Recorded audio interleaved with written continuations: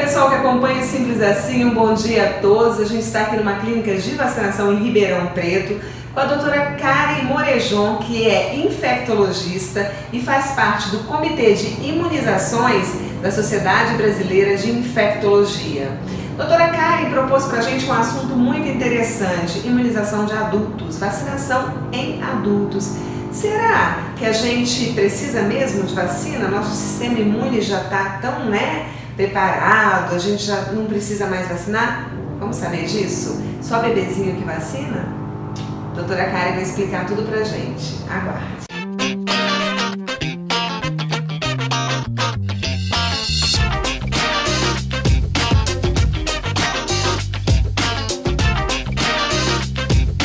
Oi, doutora Karen, muito obrigada por receber a gente aqui na sua clínica em Ribeirão Preto. Bom dia, eu que agradeço pela oportunidade. Imagina. A gente conversando aqui um pouquinho antes, sobre vacina, esse assunto está tão na mídia agora, por conta dessas mães que não levaram seus filhinhos para vacinar, o sarampo está aí de volta. E a doutora Karen me explicou uma coisa: adultos, será que eles não precisam estarem atentos à vacinação? Você tem visto isso?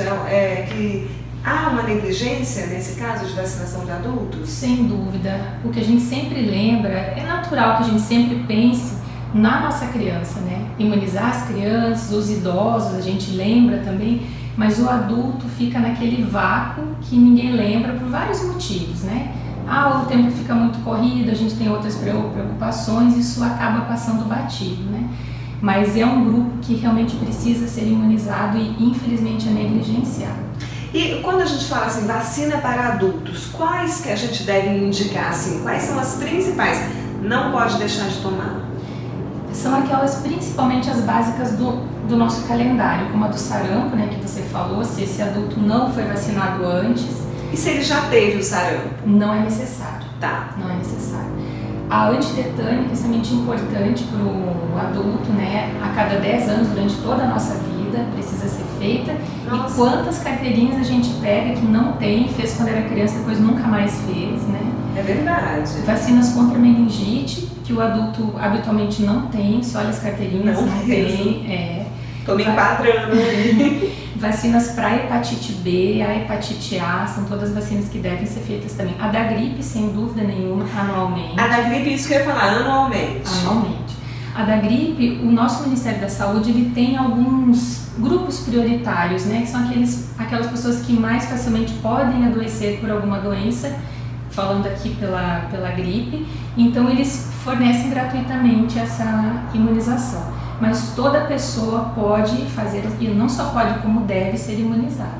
Doutora Karen, você estava me explicando, por exemplo, pessoas que cuidam, ou de criança, ou de idoso, ou de pacientes vulneráveis, que estão com a imunidade baixas. Então, no caso, babá, cuidadores de idosos, essas pessoas têm que ser vacinadas. Esse é um grupo que eu considero prioritário, porque muitas vezes aquela criança, aquele bebezinho prematuro, aquele paciente fazendo quimioterapia ou uma radioterapia, ele não pode receber uma imunização X específica.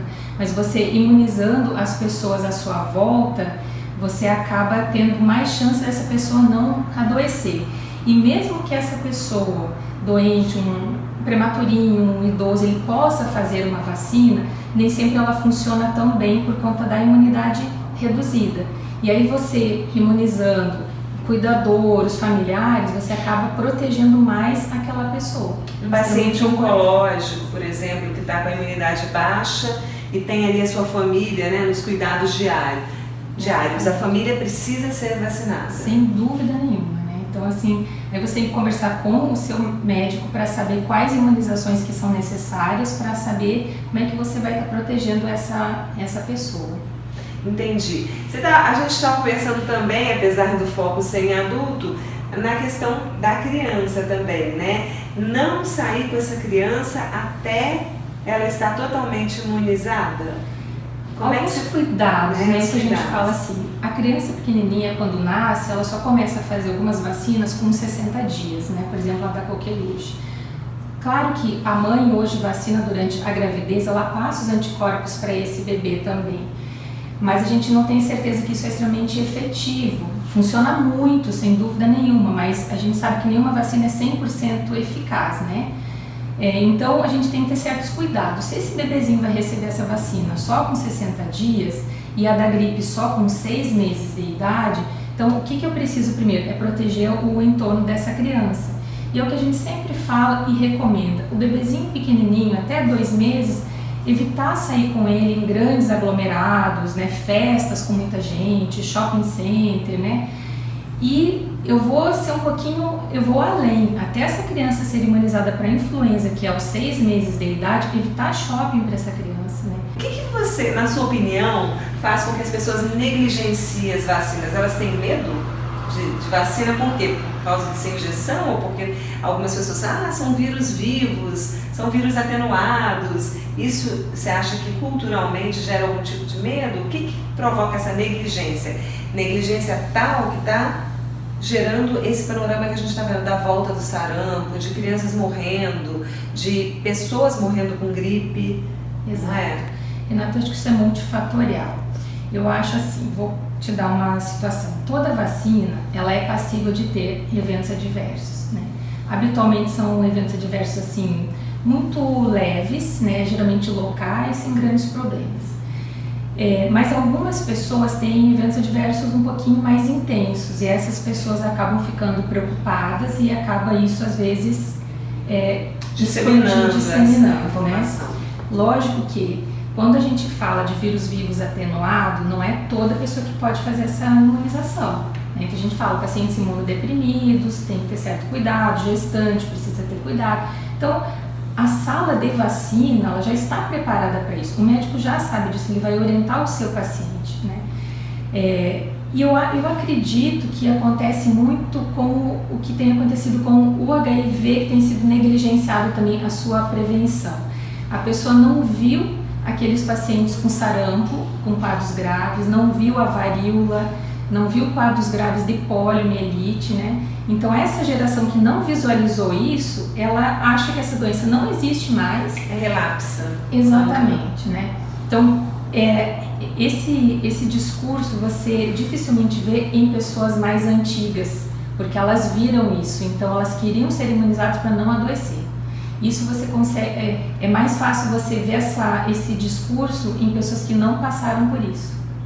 Entendi. Tem alguma coisa que você acha importante esclarecer para o nosso público que eu não tenha falado sobre esse assunto de vacina, imunização?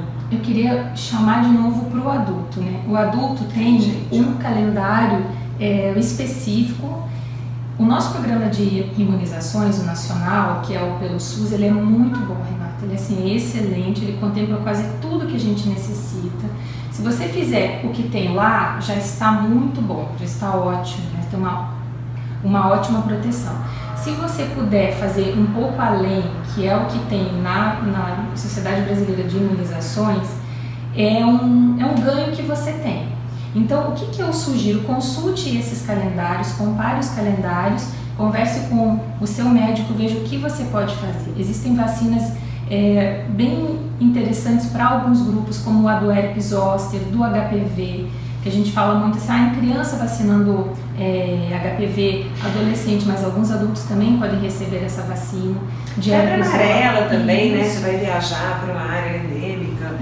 A febre amarela estava aí ano passado, você falou tanto dela, né? Exatamente. É uma judiação quando você vê assim, vacinas ficando estocadas na rede pública e mesmo na rede privada, porque as pessoas não foram fazer essa vacina. E as campanhas são fortes, né? Às vezes tem baixa adesão e estão sendo divulgadas aí na mídia, porque as pessoas acham, gente, o que precisa ficar muito claro, quando você se vacina, você não está só se protegendo, você está evitando a proliferação da doença, não é? Isso as pessoas esquecem, então é uma atitude assim, que tem que ser pensada coletivamente. Isso que você falou, para mim, é o principal.